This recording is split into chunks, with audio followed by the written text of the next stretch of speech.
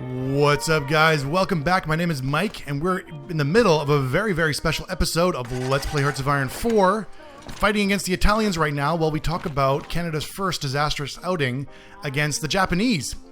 So yes, the defense of Hong Kong was a complete and unmitigated disaster. A total embarrassment for how terribly everybody got their pants caught around their ankles, for sure, first of all. Let me just pause my thoughts here for a second. We need to seriously get some support equipment going here. We've got 285. That's roughly 10 per division. So what's going to take 10 to put on here? Support equipment plus 30. Support equipment plus 10. Okay, we're going to add recon companies first. Update that. And then we're going to get recon in here, which will speed us up and give us some benefits. And then as we pile up some more resources, we'll start to add on more shit afterwards. That should build up pretty quick again. So yeah, it was quite the embarrassment at the time, for sure. I mean, goes without saying, that was embarrassing for everybody involved. But like I said, for the soldiers that were captured, it was just the start of their pain, because again, the Japanese were not known for their swell treatment of prisoners at the time. So Japan had failed to ratify the Geneva Convention, and although Japan had its own sort of rules when it came to dealing with prisoners of war, they didn't consider a captured soldier, to be a prisoner of war until they were actually in a war camp. So there are horrible stories about the treatment of Canadian soldiers, and even indeed the British sort of support system that was in Hong Kong when it came to like the field hospitals. So, you know, despite all these Canadians being killed and captured, another, I think it was almost 700 soldiers were killed by, like, while in Japanese control, and not through like disease and whatever else, although that did have some bearing on it. It was like the Japanese soldiers were taking it upon themselves to just bayonet the shit out of soldiers. They went into the hospitals, they bayoneted all the wounded, they raped all the nurses. Like, there were some of the nurses were getting raped all the way to death. Just complete utter war atrocities. They were dumping bodies in these deep sort of like wells that were running through Hong Kong.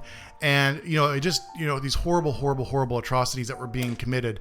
So, and a lot of those soldiers never even made it home, much less, you know, towards the end of the war, because they ended up in these deep war camps, these deep prisoner war camps throughout the entire war. A lot of them never made it back. And there's, you know, the total numbers of soldiers that died because of treatment is, to this day, not particularly known, in big part because, finally going to go to war economy, partly due to the fact that it's really hard to track the amount of like disease and so on that affected these soldiers, that even when they got home, huge numbers of these captured soldiers died even while back in Canadian care. They were just too far gone, too sick, too weak to continue, and ended up dying. So terrible disaster.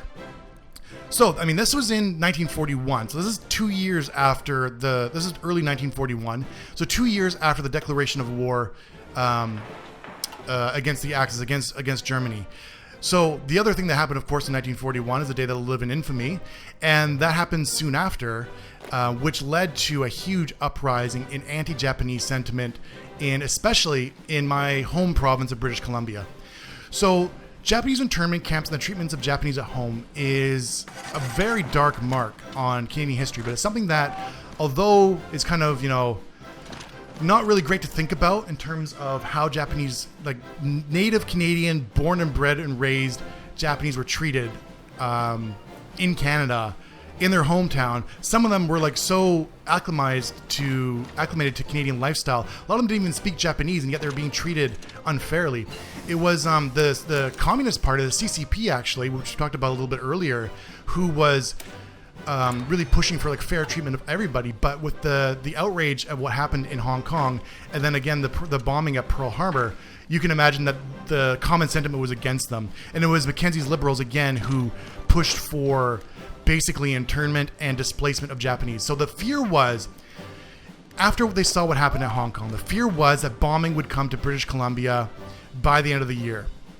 So they were already afraid that there'd be a Japanese invasion, or at least Japanese bombing, by the end of the year. And because of that, they were terrified of what would happen is if, you know, especially British Columbia, which held a tremendous number of very important shipyards, of course, Vancouver being one of the biggest ports on the West Coast.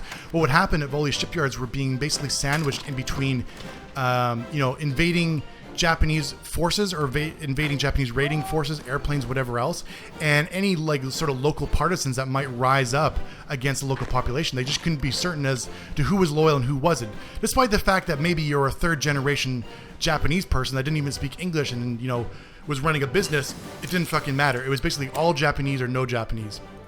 So the treatment was horrible. I mean, people were rounded up, they were kicked off out of their lands and their businesses were seized and sold to, you know, everybody else at, you know, pennies to the dollar kind of rates.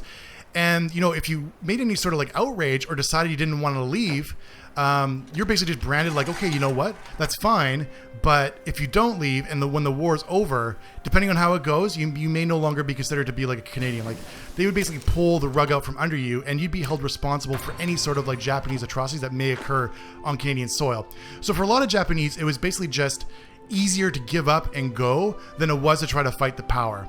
So in total, some like 23,000 Japanese were displaced, and even the federal government was basically just saying, we got to get them past the Rocky Mountains. Of course, the Rocky Mountains is the mountain range that separates BC from Alberta, so they wanted all the Japanese in this area the fuck out of there. Terrible, terrible sort of mistreatment of what should have been, you know, staunch allies. You know, the Japanese people that were living in Canada at the time could have been staunch allies in the war against Japan, in sort of helping the Canadian government and helping the Canadian military understand what was going on. They could have been translators. They could have been all sorts of different things. Not to mention, you know, being part of the war economy. A lot of these Japanese people were actually involved in the war economy against Japan. They were loyal Canadians, loyal patriotic Canadians that were fighting against the Japanese, working in factories and working on farms.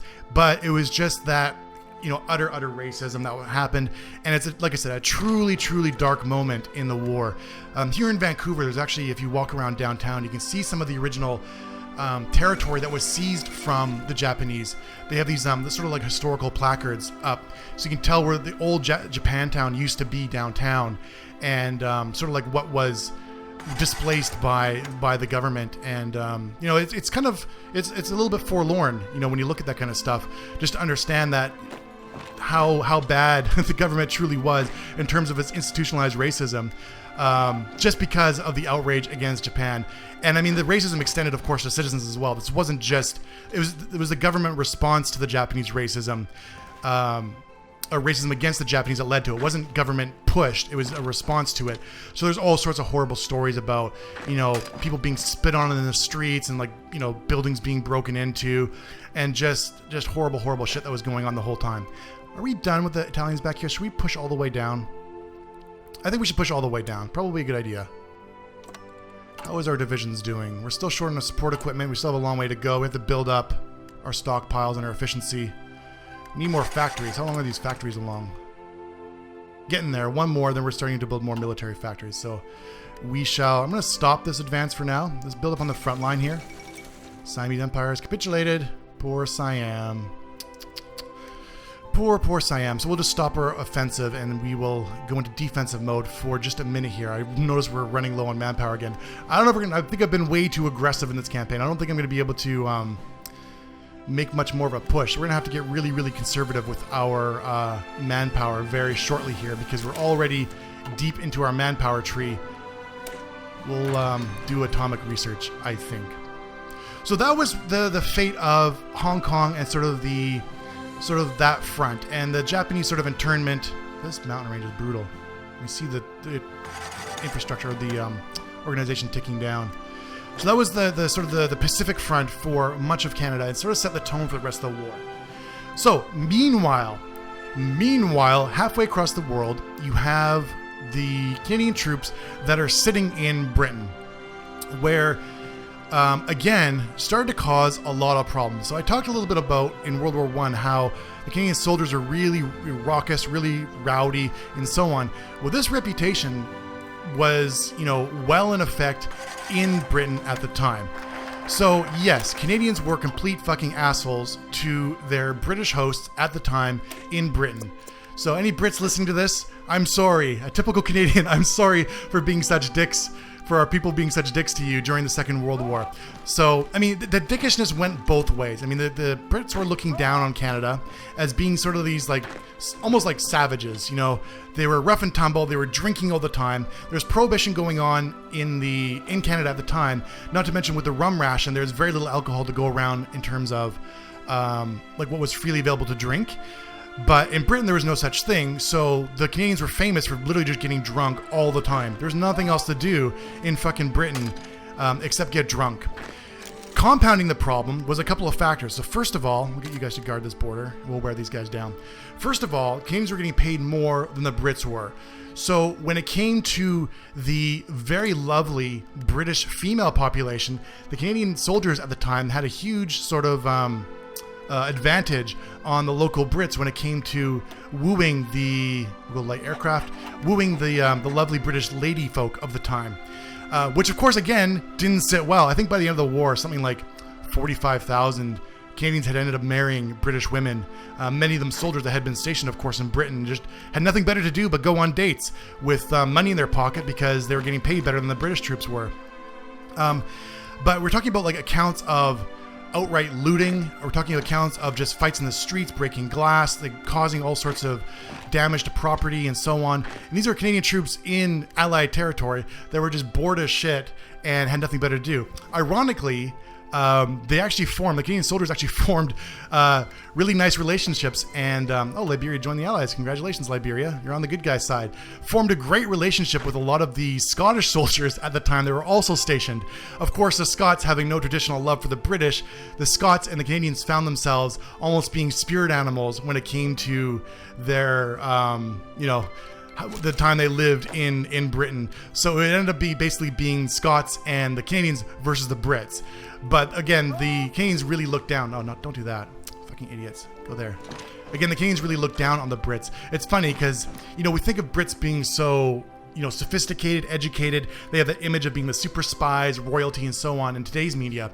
Back then, it was the exact opposite, where Canadians looked down on the Brits as being less educated, less handsome. Canadians were supposed to be stronger and whatever else. And this was a sort of a portrayal that was very deeply entrenched in the Canadian media at the time, and even among British or Canadian high command, were basically just looking down on the British soldiers and didn't do a lot to curb a lot of the ruckus behavior because they figured, well, they're just fucking British anyway. Like, let boys be boys in a sense.